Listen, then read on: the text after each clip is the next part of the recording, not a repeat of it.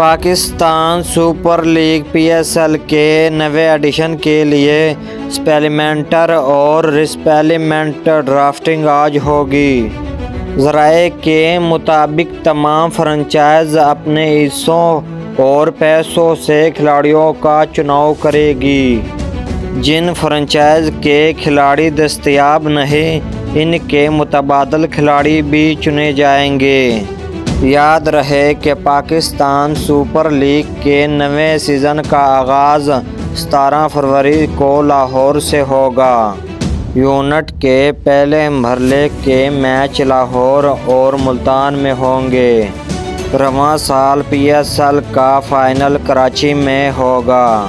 Pakistan cricket board کی جانب سے PSL کا شیڈول جاری کیا جا چکا ہے۔